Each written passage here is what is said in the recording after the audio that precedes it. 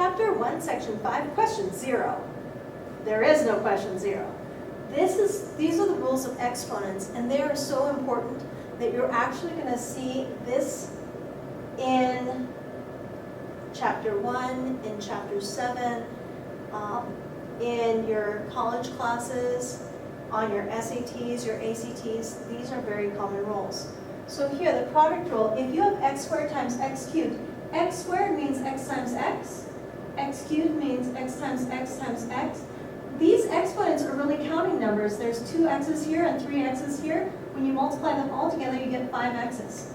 Now what you'll see is it says to multiply, but you really add those exponents. We'll be doing this with fractions in Chapter 7, and we'll be doing these in reverse in Chapter 9. The quotient rule. This says multiply, but you really add. This says divide, but you really subtract. 5 minus 3 is 2. Why does that work? There are 5 x's on the top, and there are 3 x's on the bottom. And if you have 1 on top and 1 on the bottom, they'll reduce, and you get 2 x's on the top, which is why the answer is x squared. It says divide, but you really subtract. 3 minus 5 is negative 2, and we can make 3 x's on the top and 5 x's on the bottom. And we can cancel them again, and we get 2 x's on the bottom. Now, be careful, when everything is canceled on the top, we can always have a times by 1, so that there's still a 1 on the top. That is the multiplicative identity from earlier in Chapter 1 that says you can always multiply something by 1, and it doesn't change the value. It also says that if you have a negative exponent, it will flip that to the other side of the vinculum. So an x to the negative 2 becomes a 1 over x to the positive 2. Be careful, a lot of students see this and they want to flip this as well, and so they get 1 over x to the 1/2. All it does is the power of the negative is to put it on the other side of the vinculum, which is that bar. It says divide, but you really subtract. 3 minus 3 is 0. If I have 3 x's on the numerator and 3 x's in the denominator, and I reduce, I will get 1. Because when everything cancels, something divided by itself gives you 1. So x to the 0 power is 1. Important safety tip though, x cannot equal 0. If x was equal to 0, you'd be dividing by 0, and the universe would blow up, and we don't want that. A power to a power. If you have an exponent with another exponent, we can write this twice as x cubed times x cubed, and then it says multiply, but we really add, we would get 6. But there's a shortcut here. It says you're raising it to a power, but you're really going to multiply it, so we would get x to the 6th. This is x to the 5th, and this one is x to the 6th. And if we can keep those straight, that would be great. We'll be using this in Chapter 1 and definitely in Chapter 7. This one mostly in Chapter 1, rarely in Chapter 7. Chapter 1, Section 5, Question 1. Exponent reviews. So, since we just went over Question 0, this has a negative exponent, so we do the reciprocal. We're going to move that to the top. And that used up the power of the negative exponent. Moving it to the top. 4 to the 3rd power. Exponents come before multiplication. So 4 times 4 is 16 times 4 again is 64. This gives you negative 64. Ooh. We can do parentheses first and exponent second, or we can do, it says exponent, but you really multiply these. Let's use order of operations. 2 squared is 4. Squared gives you 16. If you wanted to do it the other way, you would get 2 to the 4th power, and 2 to the 4th power is still 16. Now, many students look at that and they see 3.4. This is 3 times 4. So parentheses first, our groups first, that gives us 12 raised to the negative 2 power. The negative is going to move that to the denominator. And instead of a negative 2, we have a positive 2, and 12 squared in the denominator gives us 144. Here, exponents first, multiplication second. 3 to the 3rd power is 27. Times 10 squared is a 100. Multiply that together, and you get 2,700. Chapter 1, Section 5, Question 2, Exponent Review. From the review we did earlier, exponents first, something to the 0 power is going to be 1. So this is negative 14 times 1. Exponents first, 2 times 2 times 2 gives us 8. Multiplication before addition, so negative 14 plus 8. Addition and subtraction from left to right, and we get negative 6. Exponents first. We can't actually do anything with that because that is a variable, but all of this to the 0 power becomes 1. Plus 2 times all of this to the 0 power becomes 1. Multiplication next. Addition and subtraction from left to right. Done. Chapter 1, Section 5, Question 3. More exponents. We're going to simplify each expression, and we're going to have no negative exponents. You'll see that we've started you out with negative exponents. So here, 12 over 8. This is a negative exponent. It's going to move to the bottom as instead of a negative 2 as a positive 2. This does not have a negative exponent, so it's going to stay on the top. This has a positive exponent, so it's going to stay on the bottom. This has a negative exponent, so it's going to move to the top. Now, we're going to do numbers first and then letters in alphabetical order. 12 over 8, that fraction can reduce. We can reduce it by 2, but we can actually reduce it by 4, which is even better. So dividing it by 4, 12 divided by 4 is 3, 8 divided by 4 is 2, and remember that we are okay with improper fractions. X comes next. I have 2 x's times 3 x's. It says multiply, but you really add. So we're going to get x to the 5th. It says multiply, but you really add. This y has an invisible 1 up here in the corner because there's one y there.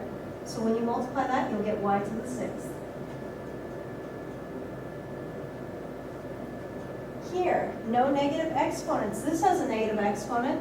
It's going to move to the denominator as 6 to the positive 1, or just 6. This is going to move to the bottom as 3 squared. So this will give me 1 over 6 plus 1 over 9.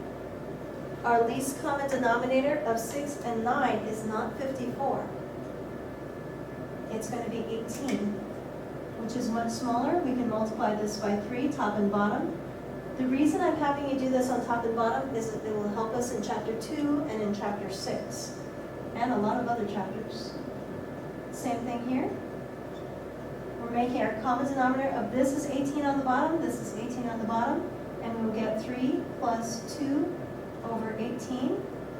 Adding from left to right, we get 5 over 18.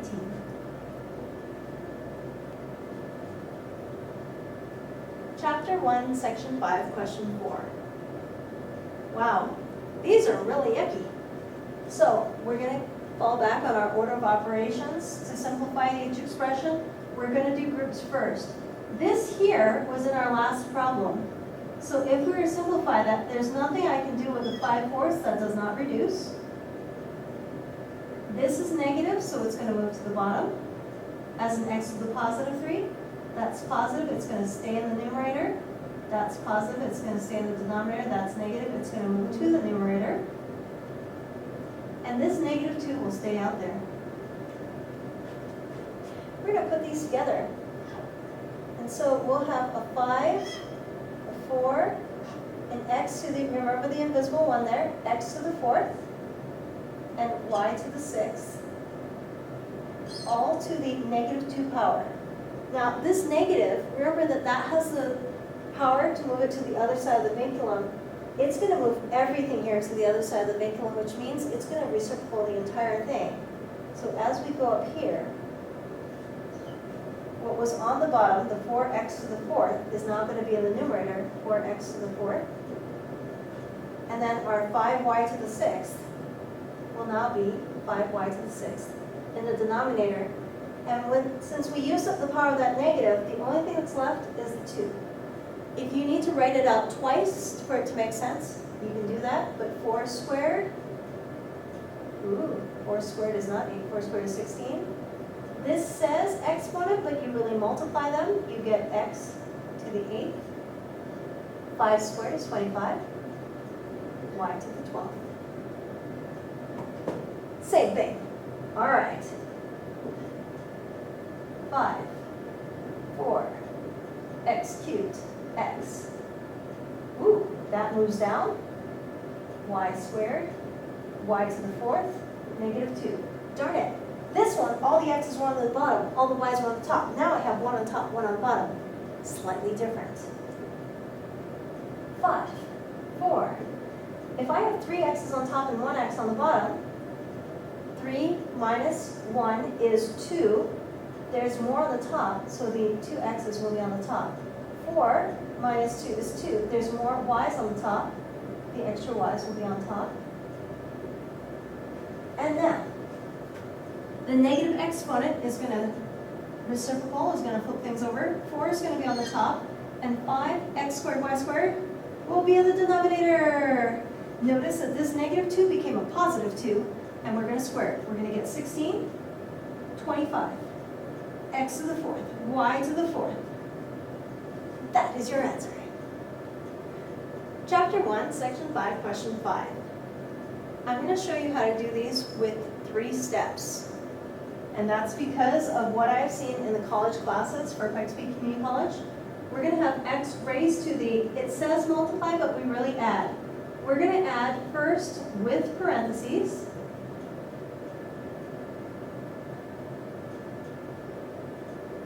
And then we're going to get rid of the parentheses, which a lot of students figure this is a very useful step.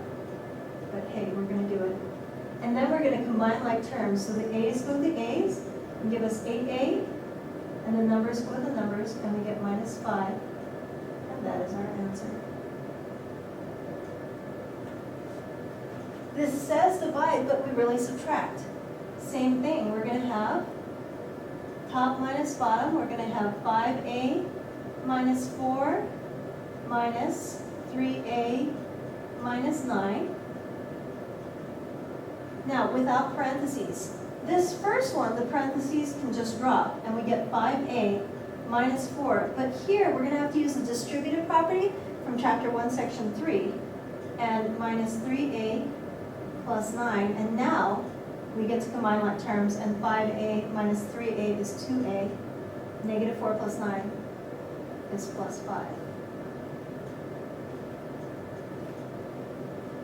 And this one.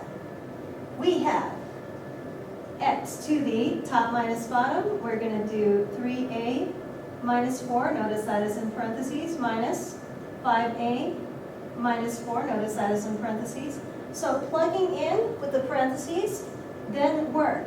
This one over here, there's nothing to distribute, so we can just drop those parentheses. So many students figure, why do they write it in the first place? It's to show that this is the first set, minus this is the second set, to keep your math teachers on track. And then we're going to distribute negative 5a plus 4. And we're going to combine like terms, and we're going to get negative 2a. Oh, these cancel. How nice. But not nice. We have no negative exponents. This entire exponent is negative. This entire exponent, we have a positive term and a positive term. We have a positive term and a negative term, but because of this variable, we can leave it there. But because of this negative here, we want to put this as 1 over x to the positive 2a. So be careful on that, because that is coming on a homework quiz or test.